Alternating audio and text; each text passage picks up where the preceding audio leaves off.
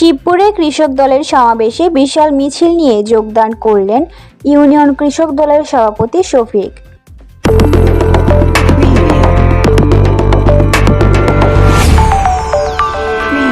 Nurnagar news, সময়ের সাথে সত্যের পথে। বিএনপির ভারপ্রাপ্ত চেয়ারম্যান তারেক রহমানের নির্দেশে বাংলাদেশের সংখ্যাগরিষ্ঠ কৃষক জনগোষ্ঠীকে সুসংগঠিত করার লক্ষ্যে সারা দেশে 3 মাস ব্যাপী ইউনিয়ন পর্যায়ে কৃষক সমাবেশের অংশ হিসেবে নবীনগর উপজেলার শিবপুর ইউনিয়ন কৃষক দলের কৃষক সমাবেশ শনিবার বিকেলে শিবপুর ইউনিয়ন উচ্চ বিদ্যালয় মাঠে অনুষ্ঠিত হয়েছে। উক্ত কৃষক সমাবেশে প্রধান অতিথি হিসেবে উপস্থিত ছিলেন কেন্দ্রীয় কৃষক দলের সভাপতি কৃষিবিদ হাসান জাফির তুহিন।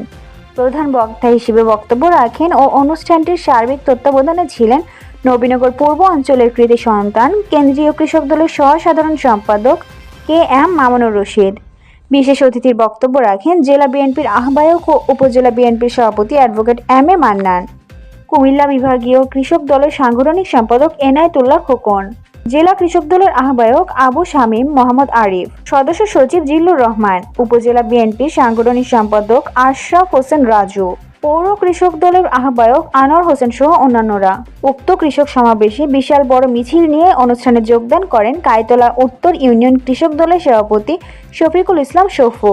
মিছিলটি ব্রাহ্মণহাটা মাদ্রাসা থেকে শুরু করে শিবপুর ইউনিয়ন উচ্চ বিদ্যালয়ে অনুষ্ঠানে এসে শেষ হয়।